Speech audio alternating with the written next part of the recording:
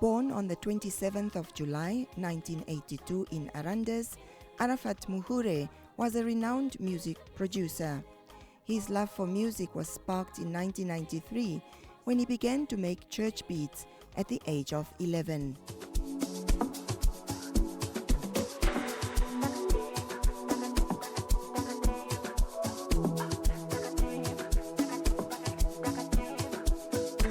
In 2002, he made his first studio appearance, courtesy of Pastor Goro of Greater Ministry.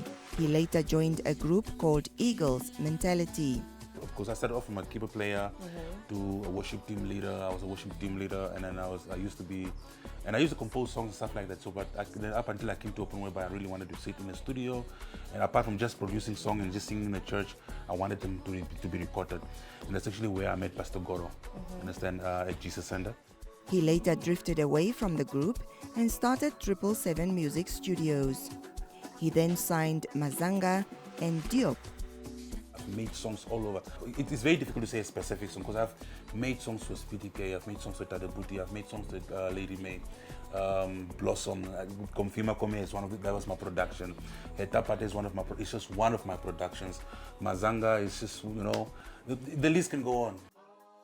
Last Friday, the Namibian music industry was left reeling in shock after learning of his untimely death. The memorial of Araffath Muhuure took place last night at the Jesus Center in Windhoek, with fellow industry peers paying their last respects and extending condolence messages. We are all gathered here because of the souls he touched. I see us together as a nation, forgetting about our political differences and also forgetting about the bad that we did to each other. This is the moment where we must smile, because if he was in this room today, he will say, hit you in the chest and say, respect. Ma hukom smile jelani samni.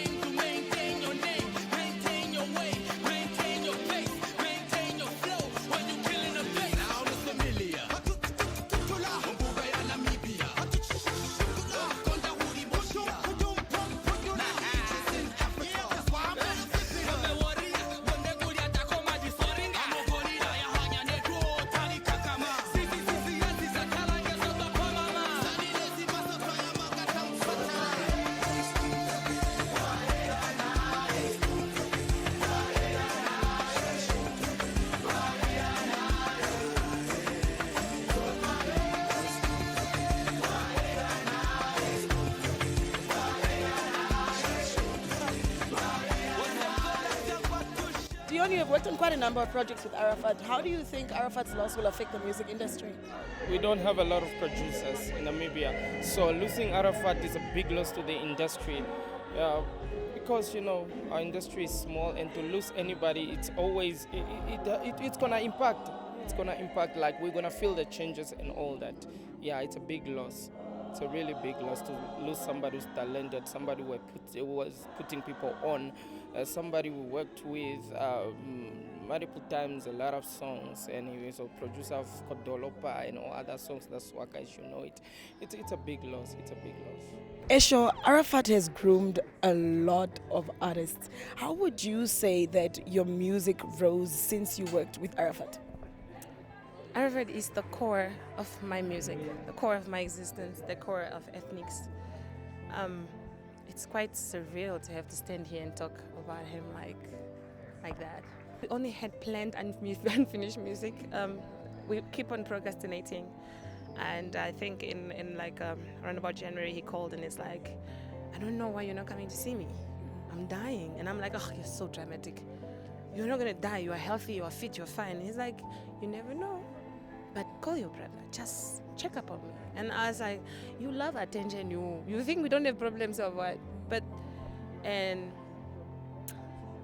I think the most incomplete project that I can ever speak of is those deep conversations we never had. Araffath for me is my musical father. He is actually the person that called my dad, trying to convince him to let me do music. The day I stepped my feet in his studio, I had zero experience in terms of recording or even singing. But he gave me a chance anyway. As many times as he chased me out, he called me back in. It's like, you're not done. But it is what it is.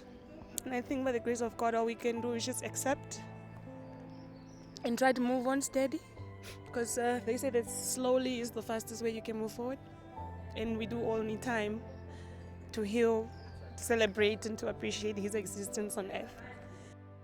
He will be laid to rest tomorrow at his homestead Omashete. May his soul rest in peace and his legacy live forever.